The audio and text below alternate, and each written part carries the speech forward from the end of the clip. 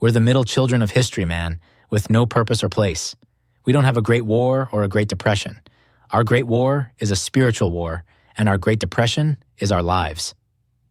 Throughout history, people have faced countless challenges that have tested their strength, resilience, and ability to come together in times of crisis.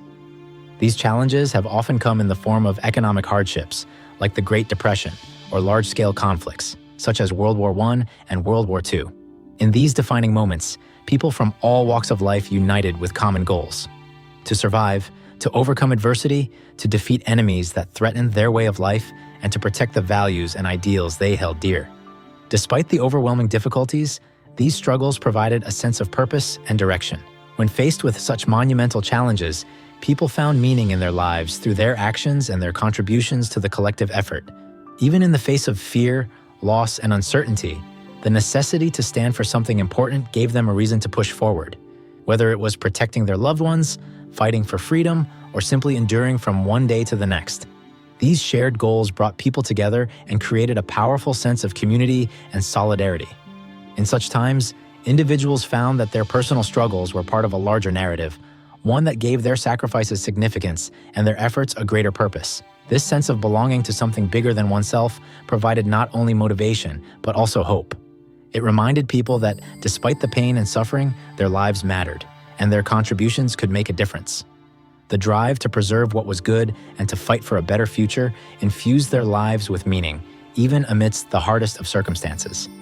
This video explores the philosophy of the movie Fight Club and how to find meaning in life.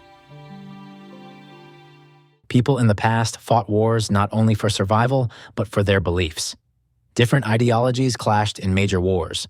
Persian Wars. Greek city-states fought the Persian Empire to protect their freedom and way of life. Napoleonic Wars. Revolutionary France, led by Napoleon, tried to spread ideals of liberty, but traditional European monarchies resisted to protect the old order. American Revolutionary War. American colonists fought for independence and self-governance against British rule. World War I and World War II. These global conflicts involve struggles between nations, ideologies, and the fight for freedom and justice. In today's world, we are not fighting massive wars, but we face a different kind of battle, a spiritual war. As the character Tyler Durden from Fight Club says, "We're the middle children of history, with no purpose or place.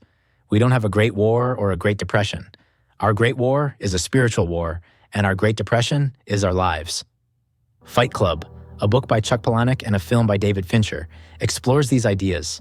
The main character, a typical office worker, lives a boring life filled with work and shopping. He has nothing meaningful to stand for or fight for. His main activities include browsing the IKEA catalog and completing his wardrobe. He suffers from severe insomnia, hardly feeling awake during the day, symbolizing the unhappy, materialistic person in modern society. Everything changes when he meets Tyler Durden, who shows him how empty his life really is. Tyler explains that their possessions and consumer habits are meaningless. He reveals how society tricks people into believing that they will all become rich, famous, or successful, while most people just end up following the system, with no greater purpose or meaningful goals. This realization leads the narrator and Tyler to start Fight Club, not just to fight physically, but to escape their meaningless, depressing lives. They see consumer culture as a trap that makes people think that shopping and owning things will make them happy. Tyler says, "We are consumers. We are products of a lifestyle obsession. History shows that having a purpose can give life meaning. For example, Viktor Frankl, a Jewish psychiatrist and philosopher who survived the Holocaust, found meaning in his suffering, which helped him survive.